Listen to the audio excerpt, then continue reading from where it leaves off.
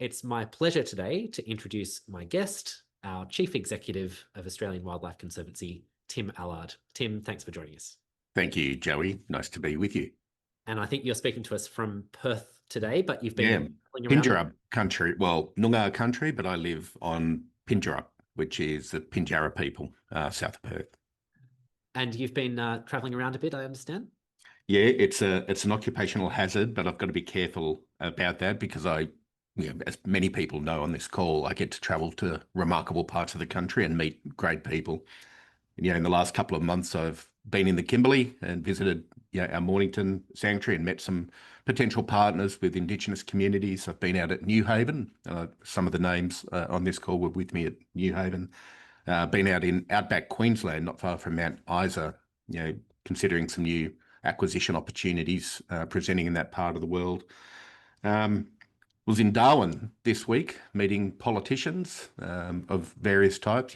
As we think about our strategic plan, and we'll touch on this in a moment, what opportunities present with government agencies around the country. So it's been an interesting couple of months.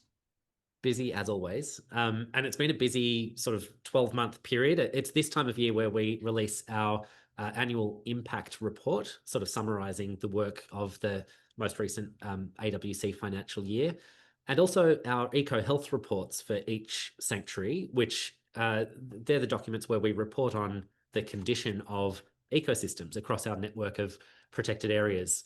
So there's a lot of sort of information out there about all the work we've been doing, and it's gone from strength to strength. So even just under our normal business as usual programs, we've removed 13,000 feral herbivores over that reporting period, 500 cats and foxes from across our sanctuaries.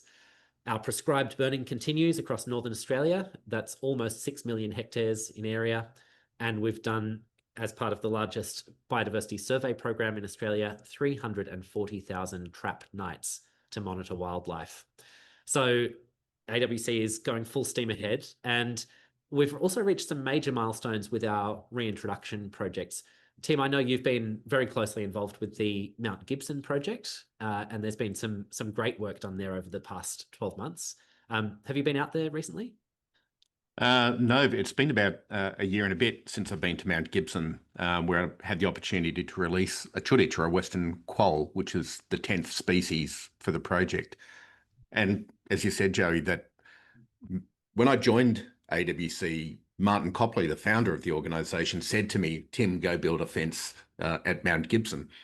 And I had to figure out what a fence was and where we wanted to do it. And so I've had the opportunity and the pleasure, really, to crawl all over Mount Gibson and get to know that sanctuary very well. And to go from a conceptual idea to rewild or reintroduce 10 species into a place like Mount Gibson, it's just been a remarkable project. Mount Gibson is a world-class, world-leading project in terms of the quality of the work that's been done, the volume of the species that we've reintroduced. And then beyond that is the research that's been conducted, both on the reintroductions, but now moving to beyond the fence work, where we just recently released Woylies, beyond the fence. So there's something about Mount Gibson, for anybody that's been to that place, that doesn't have the grandeur or the majesty of somewhere like Mornington and in the Kimberley of the big gorges. But there's this little outcrop, rocky outcrop within the fenced area. And you can perch and sit on top of it. And I've done that maybe with a beer, maybe not. And you can look down to the Lake Moore, which is a 120-kilometre salt lake that adjoins Mount Gibson. You can look down the length of the fenced area, which is about 15 kilometres. And you know that in that bush is all these little critters scurrying around that were once there 200 years ago. And now you've had a part to play in enabling that to reoccur. And then you walk through the bush where those critters are, and the sand and the soil is soft. There's all the foraging from the bilbies and the beddongs and the bandicoots. It's a beautiful project. It's a beautiful place. There's deep spirituality. If you read up on the Indigenous history, there's a lot of interconnecting song lines. And so the spirituality is something, it's not my culture, and I've got to be careful how I talk about it, but it is a beautiful place, and it really typifies much of what's great about AWC. I'm still yet to make it to Mount Gibson, but I would love to. I'm shocked, Joey. I know, me too.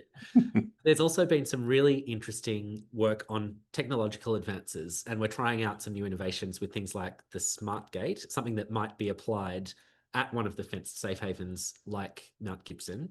Can you just talk us through? I'll play a video of the smart gate and talk us through how we're using things like artificial intelligence to improve how conservation is delivered. Yeah, yeah. If I helicopter out a little bit, and it's been an interesting observation in the way the world's talking about artificial intelligence. It's something that AWC has actually been ahead of the curve on, and that's something I'm quite proud that we're brave enough to innovate and trial new things. And we've been using really what was called machine learning initially and moving that into artificial intelligence as a way to speed up how we can assess and process our camera trap images. We've got something like 60 million camera trap images across Australia from our camera traps across Australia. That's one thing in terms of the volume, the sheer volume of the data and becoming more efficient in processing it. But the more interesting and more valuable piece is how we use that data. And Joey, what you're showing here now is an example of that, where we've collected so much imagery, we can now use it for something like this, what we're calling a smart gate. And if people are looking at it closely, it's called a Tamar gate, but it's got a woylie on the inside. But it's an example of where we can use artificial intelligence to detect a particular species that we want to release inside and outside of a fence. If you use Mount Gibson as an example, where we reintroduced woylies, they were the first species of the brush-tailed bettong. That population is built up now quite successfully, and so we can use implements and tools like smart gates to let species move back and forth. And we're in a testing and a research phase. We're not just going to arbitrarily do it, but it's a way of how artificial intelligence technology is going to support our work into the future. And I think particularly it's not about having less people do the work. Some organisations focus on it in that manner. For us, it's about deploying people to where we need the work done, rather than them sitting in front of a laptop keying through millions of images. We can have them out in the field doing what the real work is that needs to be done. Mm. It's exciting to see the efficiencies from that, but also how we're applying it in ways that are a bit left field. I think, so often with AI, we're thinking about, I guess, office jobs and creating content and stuff like that. But seeing it on a physical device, interacting with real animals and sort of, I guess, leveling up what we're able to do with our infrastructure is a really interesting application, I think. I can't wait to see what else we can come up with over the next Yeah, decade. when you see the imagery of the species classifier model in action, where it'll have an image and it puts a box around individual species and puts the name against it and classifies that particular image, and your mind starts to go to, wow, how can we apply this to all the things we're doing across Australia at a national level? It really starts to build in this efficiency in doing more of our work, scaling up our work. It becomes a key tool in scaling up what we do. So it's a core part of the strategic plan. Any other highlights over the past 12 months that you wanted to mention? Look, there's you're working in an organisation like AWC. There's no lack of highlights. I think the Wandiyali project is something I'd draw attention to. Wandiyali is a project on the outskirts of Canberra, really on the boundary of Canberra and Queanbeyan, and it's a relatively small fenced area of about 400 odd hectares from memory, run by a family who own the land, and have developed the project to a point where they need assistance from the reintroduction phase. And for those who don't know, it's one thing to build a fence. It's another thing to do the reintroductions and work through the bureaucracy and the regulation that's required. And so partnering with an organisation like Wandiyali, where we can help bring our skills and experience and expertise to bear to help carry this project forward, that's an example of what we're going to be doing more of into the future. And we've got conversations happening right now with different organisations on how we can help leverage what we know and all that experience over 34 years at a national level, how we can work with groups like Wandiyali. And it's just a very cool project, and I think you'll see more of that. There's the remarkable imagery of the red goshawk. Tim Henderson, our ecologist out at Newhaven, that was just outstanding. To see the quality of the imagery is one thing, but to have that taken place at New Haven, it's quite reassuring that, the work we're doing is right, that species of their own volition will choose to come and spend time at a place like New Haven and Narlaju. And then on beyond that is one thing I'm particularly proud of, and proud of the team and what's been achieved in the Kimberley.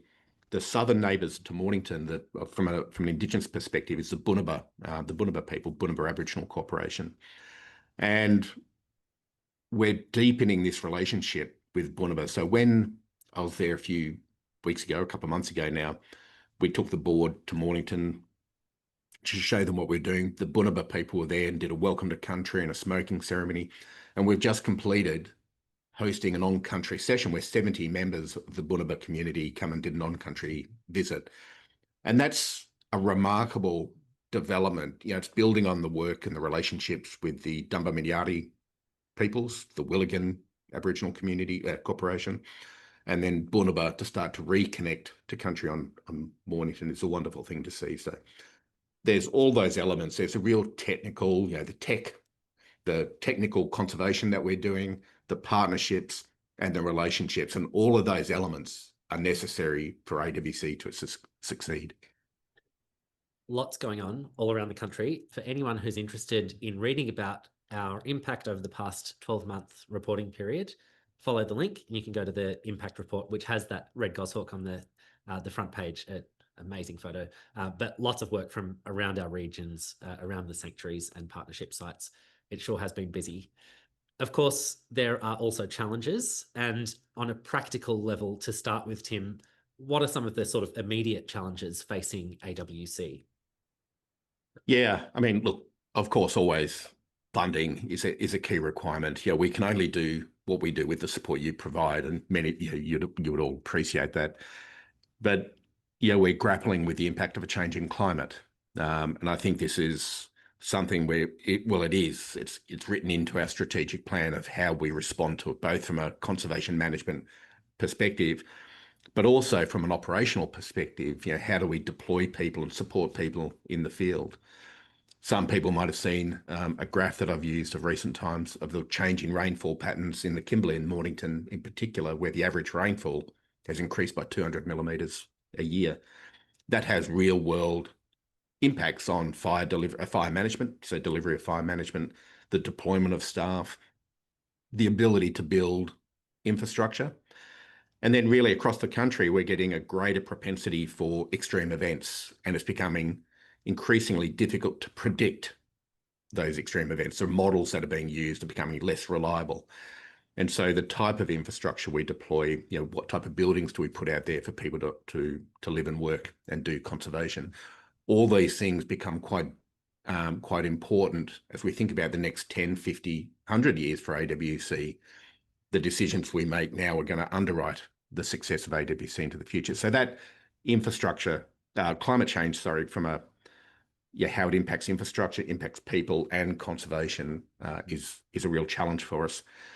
I think the other one, again, at helicoptering out, is the fundamental issue we have in Australia is the way we value land and value our natural heritage. And I think we've got a very Eurocentric, or we've inherited a very Eurocentric way of thinking about the land and thinking about our natural values. I want people to value nature, and I mean that both at I'd like us to find ways to innovate, incentivize investing in nature and getting a return out of nature, and that's coming through things like biodiversity credits or the nature repair market for those who know about it.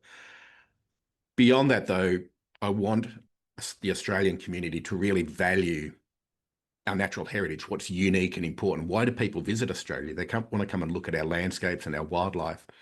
And that's great, but we're at risk of losing much of that.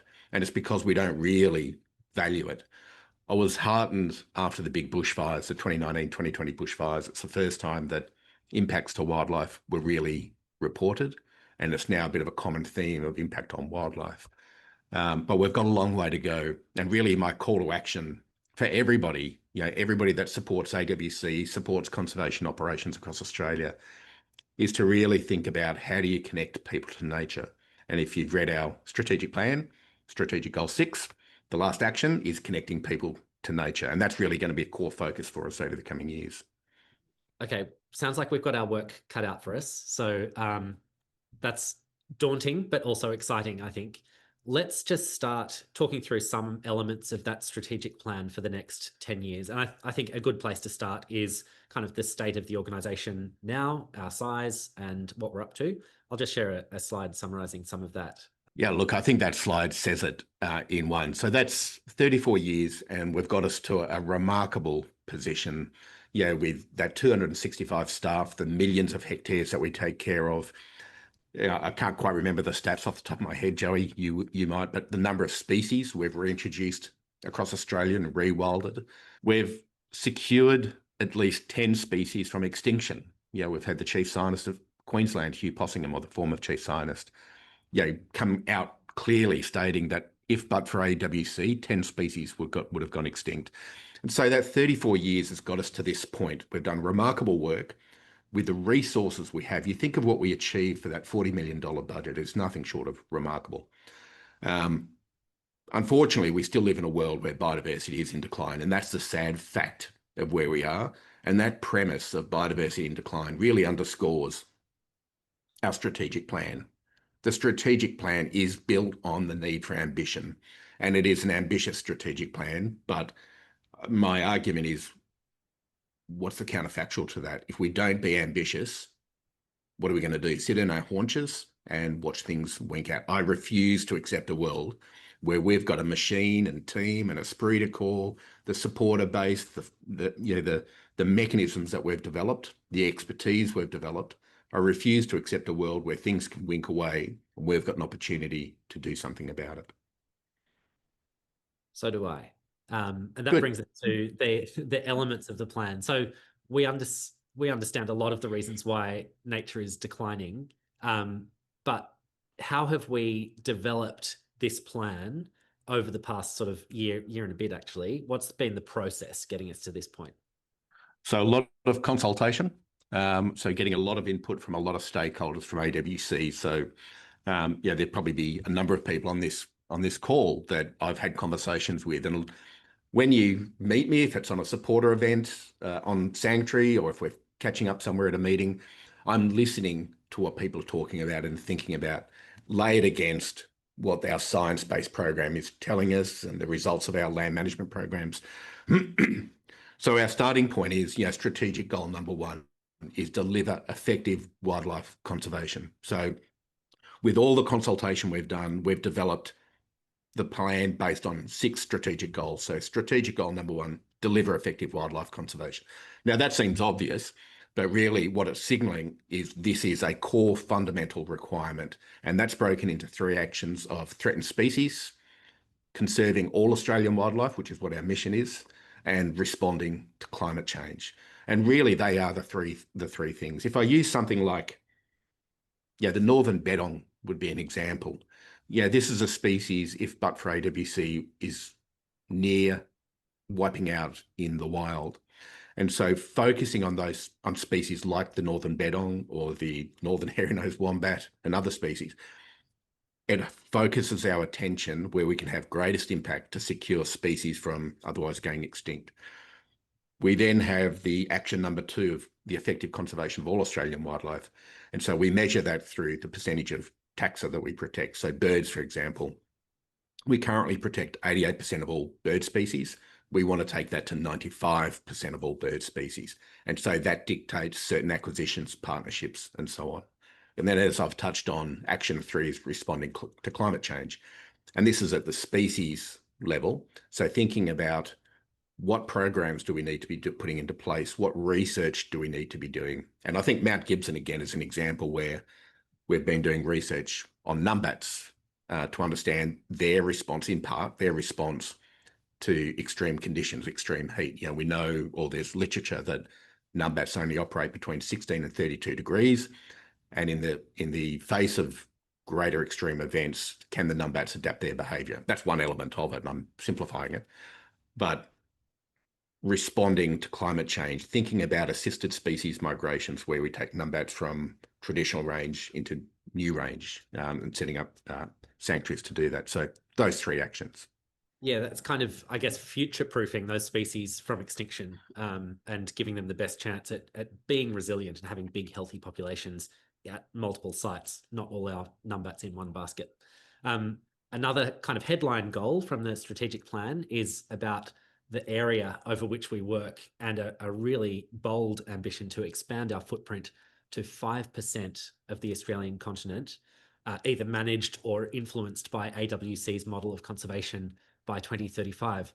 That's a big one. How are we going to get to 5% of the Australian continent? It is a big one, but when you think about some of the opportunities or the existing relationships and partnerships we have, if you think about the Department of Defence, they've got millions of hectares under land. You think about the Indigenous Protected Area Network, where there's often not enough resourcing to help effectively conserve some of that estate. You think about there's some very big corporate pastoral owners out there. There's a lot of private landholders out there. There's a lot of public estate that is not well conserved. As I said, I was in Darwin earlier this week, exchanging ideas on how we might collaborate on national parks. There's a lot of land out there where AWC can have impact. So in terms of the pathway, we've modelled out where those opportunities are going to come from. So what sectors can we target to build towards our 5% of Australia? So that's modelled out. The next step is to develop the relationships that takes us in that direction. But from when we've started the release of the strategic plan, we've already been contacted by potential partners. And Joey's just putting up our prioritisation map of starting to consider where do we want to put our time and effort into identifying new opportunities.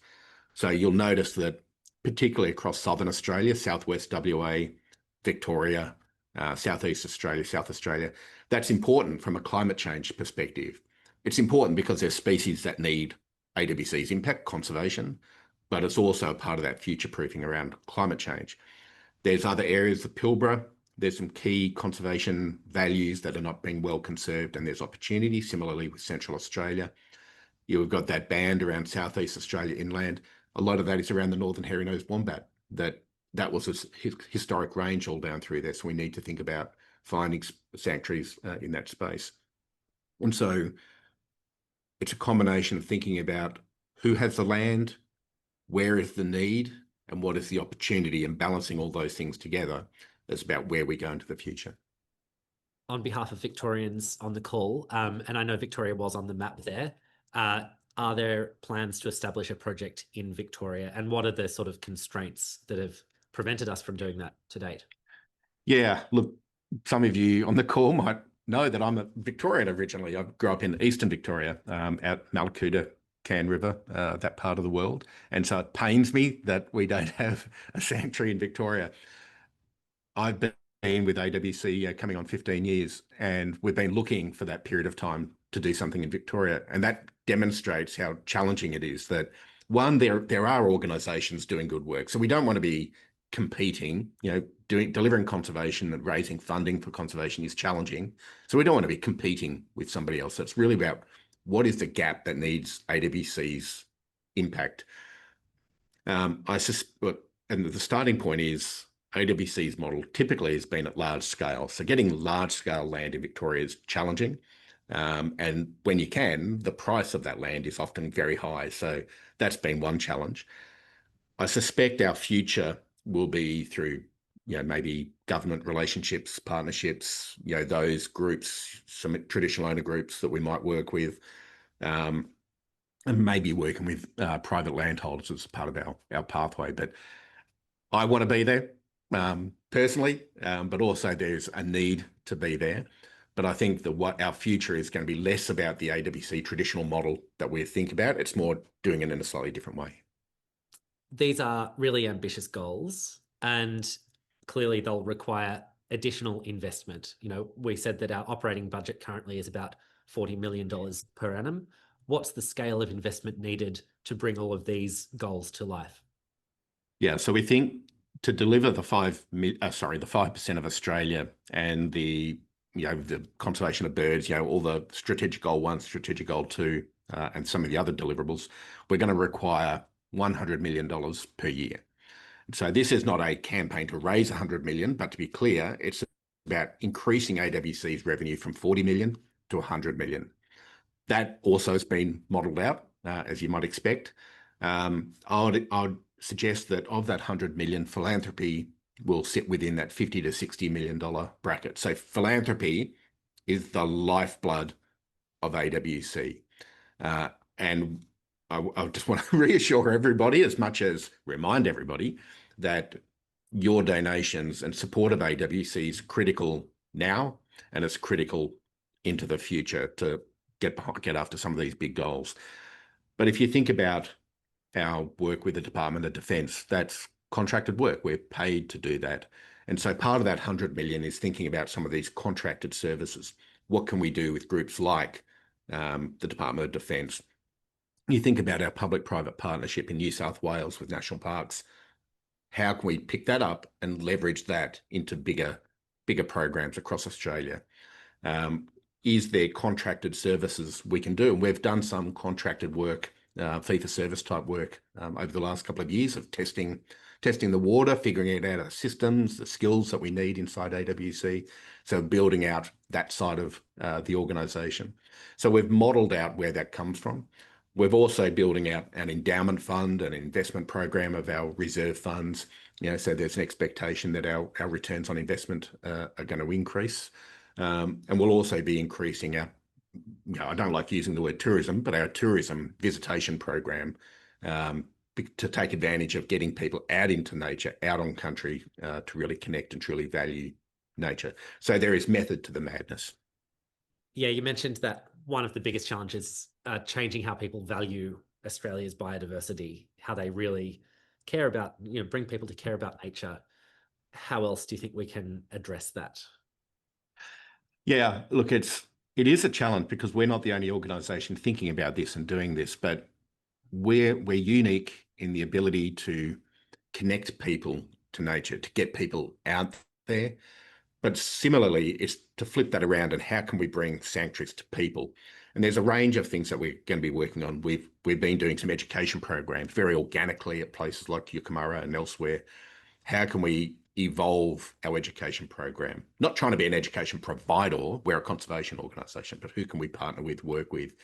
So some real tangible Australian content is a part of the education curriculum. So building that out.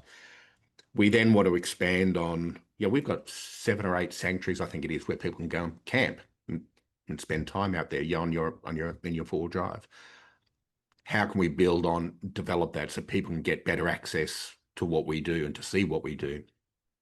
And then to have the curated programs where people can be hosted on our sanctuary events. Yeah, the restoration of our Mornington Wilderness Camp is a key priority for the organisation. It is these opportunities where people can get out and touch it, feel it, and enjoy it, is when you come away, and I just quoted Martin Copley then, but that's how people will truly value nature.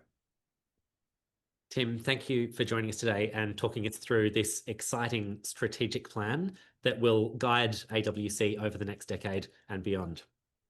Thank you, Joey. And thank you to all of you for tuning in as well. It is really exciting. And I've just shared a link to the strategic plan on our website. Our website's australianwildlife.org. Thank you for being someone who cares about wildlife.